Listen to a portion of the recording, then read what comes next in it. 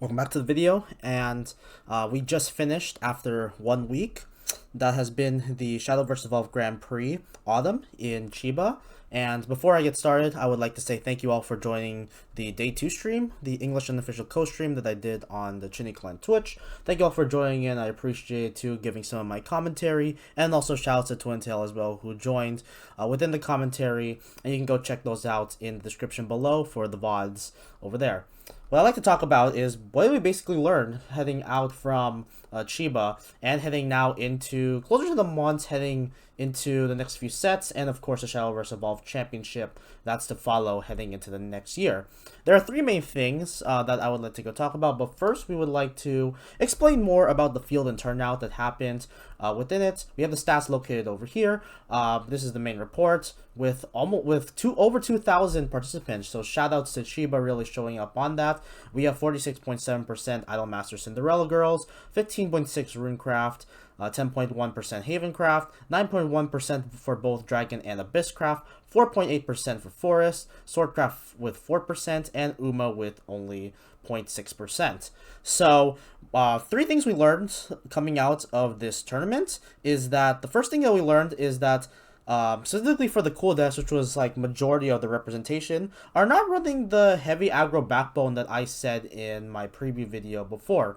If we take a look actually at the deck located over here, we have basically an engine that was heavily utilized and see a lot of main play within a lot of the streams, which was the utilization of the new generation's girls and some of their other cards that are outside their main traits, other than you see Rin Shibuya with Triprimus over here. Stuff coming out of it as Uzuki Shimamura, which helps search for a Mio Honda or a Rin Shibuya, and these are usually the two that you would search within this specific engine.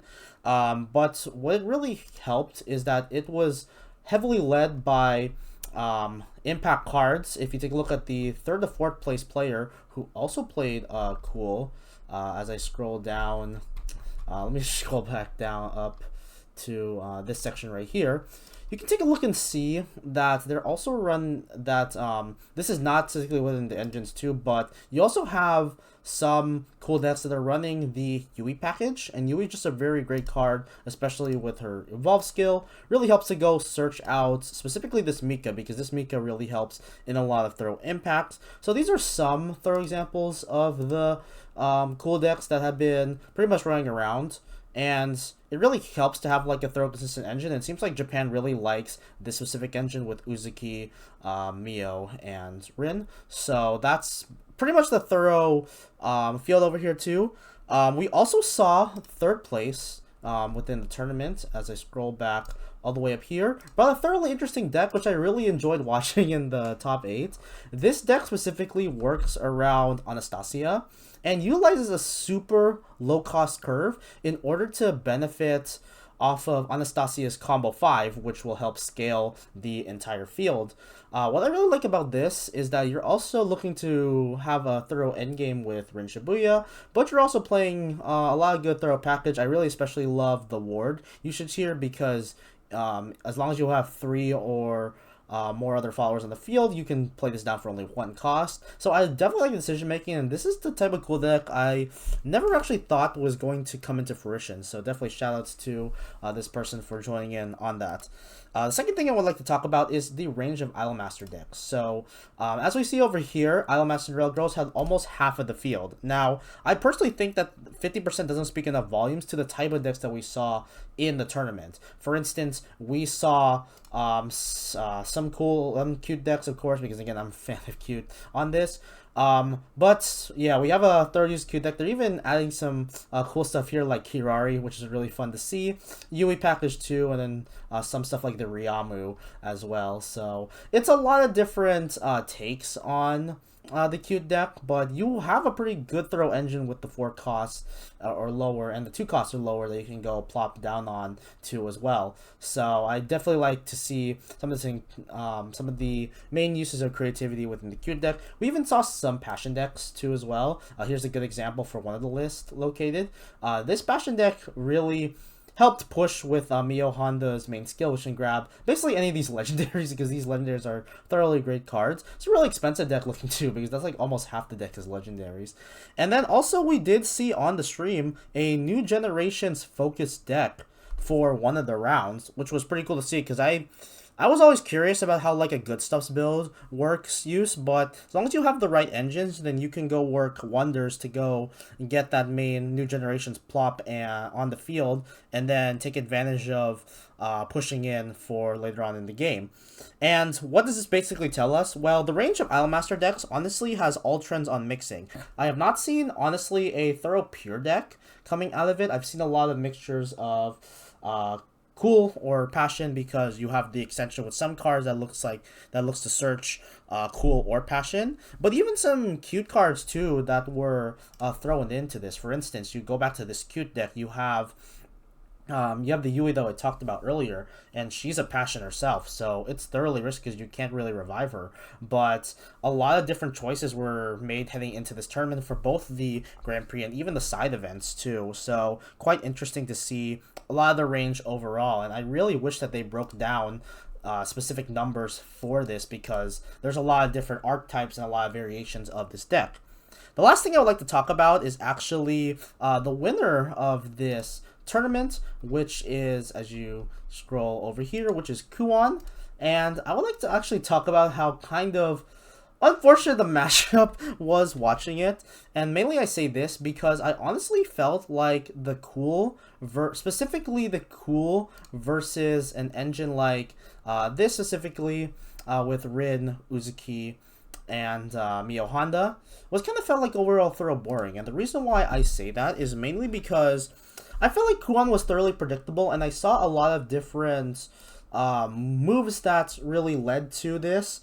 A good example was, I don't have the name of this, I completely forgot the name of this card, but it helps summon Shikigami tokens. You also have this card, which most of the time has been the Evolve Target, which helps deal utilized damage. But honestly, the back and forth was really playing it as a mid-range versus mid-range, but then I can push type of deck. And honestly, it looked like the same plays at times, especially from the Kuon deck, which had a pretty straightforward, thorough game plan. So it was kind of interesting to see, but I think it's mainly because Kuon is still heavily greatly played, and honestly the matchup is thoroughly tricky because you're giving a lot of pieces Storm that can just heavily push, and once you have the right use of the field, you can go thoroughly capitalize. And I think a lot of it is basically based on the Paper Shikigami engine, which really helps both the spell chain to go D-shift and then also push with some of your main existing cards. I think that's something I learned from the cool deck, because mainly the deck that got second and got third too as well were mostly focused on